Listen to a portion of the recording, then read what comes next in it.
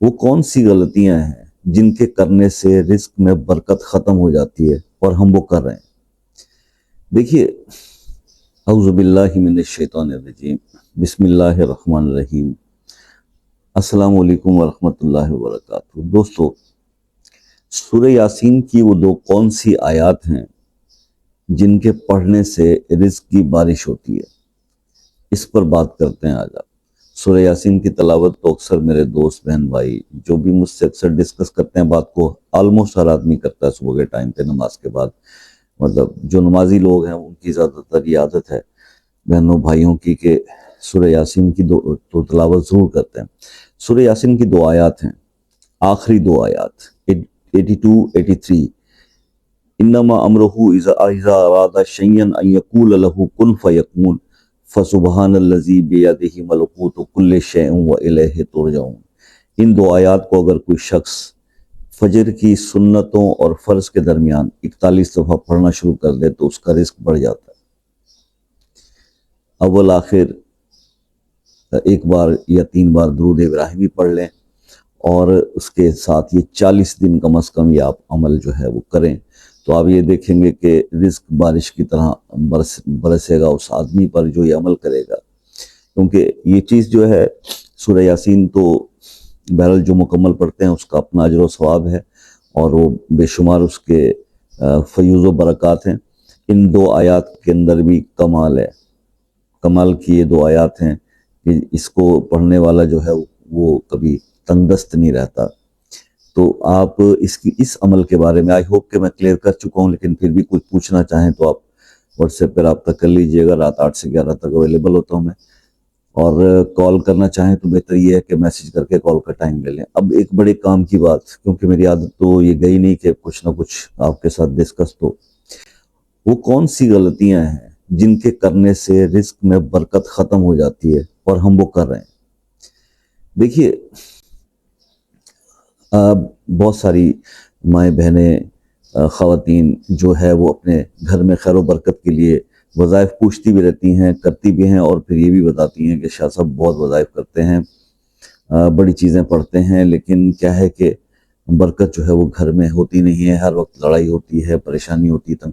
دیکھیے، پہلے اور اب کے معاملہ، ہم بہت زیادہ ترقی کر گئے، ہم ماڈرن ہو گئے، ہم نے جدت پسندی اختیار کر لی، ہم نے مغرب کی تہذیب اپنا لی، ہم اپنی مشرقی روایات کو بھول گئے۔ پہلے کمبائن سسٹم ہوتا تھا، جوائنٹ فیملیز رہتی تھیں، تو گھر کے بڑے بزرگ یہ چیزیں سمجھایا کرتے تھے کہ دیکھیے ہر کام کو بسم اللہ کر کے شروع کیجئے، آٹا گوندھ رہے ہیں، روٹی پکا رہے ہیں، سالن کی تیاری کر رہے ہیں، کچن میں کام کر رہے ہیں، اور کچھ جو گھر کی بڑی بوڑھی بزرگ خواتین ہوتی تھیں وہ اکثر باوضو رہتی تھی، اور کوشش ہوتی تھی کہ وضو کی حالت میں کچن میں جا کے اس کا کام کیا جائے۔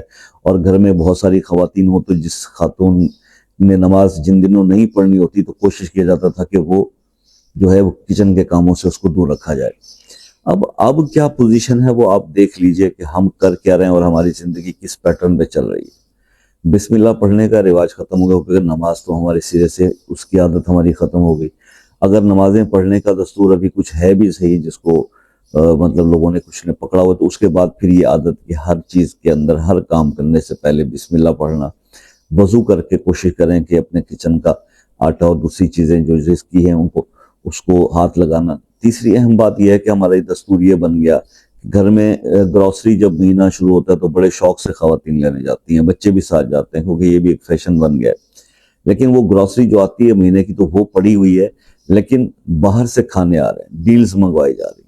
باہر سے کھانا منگوائیں اس وقت کہ جب گھر میں راشن موجود ہو، گھر کی اشیاء پوری ہوں۔ اس سے بھی رزق میں تنگی آتی ہے، پریشانی آتی ہے، بے برکتی ہوتی ہے۔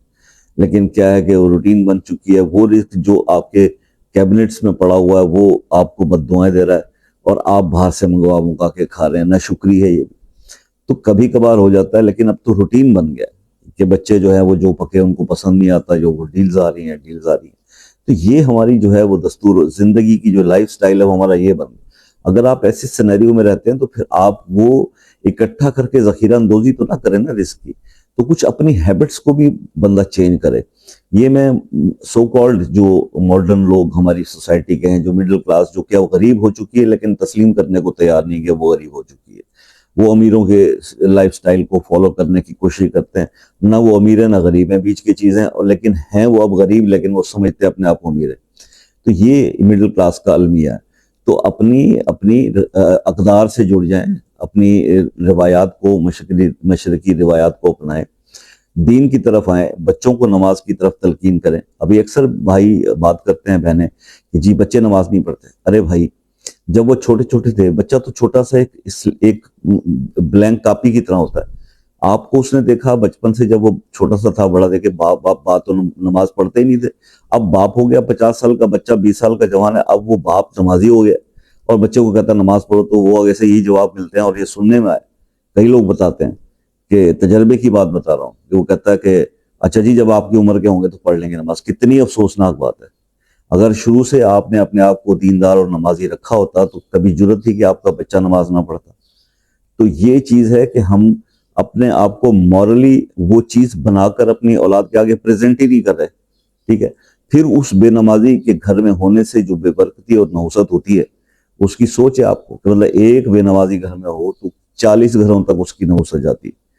تو یہاں آپ دیکھ لیجئے کہ آپ کے ہاں کیا دستور ہے. زیادہ سے زیادہ شوہر بیوی نماز پڑھ رہے ہیں، بچے نہیں پڑھ رہے. بچوں میں کوئی ایک آدھ پڑھ رہا ہے، اکثریت نہیں پڑھ رہی. تو اس طرح نہیں ہوتا بھائی. بات یہ ہے کہ میں یہ نہیں کہتا کہ جناب نماز جو لوگ پڑھتے ہیں صرف انہی کو رزق ملے گا. رزق تو ان کو بھی ملتا ہے جو نماز نہیں پڑھتے. لیکن اس کا مطلب یہ تو نہیں کہ ہم نماز پڑھنی نہیں. جبکہ حدیث کے مطابق فرمان یہی ہے کہ رزق کے دروازوں میں سب سے پہلا دروازہ نماز ہے. تو پھر یہ نہ فرمایا جاتا نا، صرف درود ہے، استغفار پڑھنا ہے، ٹھیک ہے، لوگوں کے ساتھ معاملات ہیں. تو یہ ساری چیزیں جو بتائی گئی تو اس پہ کچھ لاجکس ہیں نا، پھر وہ ان کو سمجھنے کی کوشش کریں. ہاں اگر آپ یہ چاہتے ہیں کہ اللہ تعالیٰ دلوں پر مہریں لگا دے اور آپ کو فری ہینڈ دے دے، یعنی اس دنیا میں آپ کو سب کچھ مل جائے، تو ٹھیک ہے، پھر آپ کی اپنی وہ مرضی ہے. اس کے اوپر تو پھر کوئی کسی کا کوئی زور نہیں ہے نا جی. تو اب یہ اپنی مرضی کر لیں، تو یا پھر اللہ کی مرضی کے مطابق اپنی زندگی کو ڈھال دیں، تو انشاءاللہ پھر دکھ درد کوئی نہیں رہے گا. تو مسئلہ یہ ہے کہ جب ہم اپنی مرضی کے اوپر آ جاتے ہیں نا، تو پھر آپ کی مرضی چلتی نہیں ہے. کر آپ جو مرضی لیں، ٹھیک ہے، مرضی تو چلے گی میرے طرف کی. جو حکم ہے، جو تقدیر ہے، جو کاتب تقدیر نے لکھا ہونا تو پھر وہی ہے. آپ جتنا مرضی زور لگا لیں، تو اپنے آپ کو بدلیں، آپ کی لائف بدل جائے گی. ٹھیک ہے، خالی یہ اس طرح سے نہیں کہ بابا جی کو کہیں جی کوئی وظیفہ بتا دیں یا کچھ کر دیں، ایسا کچھ چٹکیوں میں ہو جائے. بابا جی کے پاس میں کچھ نہیں ہوتا، سب کچھ اللہ نے کرنا ہے. اپنے رب سے جوڑیں، اپنے رب سے اپنے تعلق کو مضبوط کریں. ٹھیک ہے جی. باقی یہ ہے کہ جناب بات ہوئی ہے، واٹس ایپ پہ آپ رابطہ کر کے وظیفے کے بارے میں کچھ ڈیٹیل پوچھنا سمجھنا چاہیں تو سمجھ سکتے ہیں. شام 8 سے 11 بجے تک میں اویلیبل ہوتا ہوں. کسی مسئلے میں پھنس گئے ہیں تو وہ مسئلہ اپنے نام کے ساتھ کمنٹ میں لکھ دیں، تو انشاءاللہ اس کے بارے میں بھی جو ہے یہی کہوں گا کہ خصوصی دعاؤں میں شامل کریں گے. اللہ تعالیٰ شاید ہم جیسے گناہ گاروں کی دعا بھی آپ کے حق میں قبول کر لیں. اور سب سے اہم بات یہ ہے کہ دعا میں کیونکہ بہت طاقت ہوتی ہے، اور ہمیشہ میں یہی ریکویسٹ کرتا ہوں کہ جناب آپ کو اگر ہماری کسی بتائی ہوئی بات سے کوئی فائدہ ہوتا ہے، کوئی بہتری آتی ہے، تو بس سب سے اچھا شکریہ یہی ہوگا کہ دعاؤں میں یاد رکھیں. اللہ تعالیٰ نے زندگی رکھی تو انشاءاللہ نیکسٹ کسی ویڈیو میں آپ سے ملاقات ہوگی. تب تک کے لیے اجازت دیجیے. اللہ حافظ.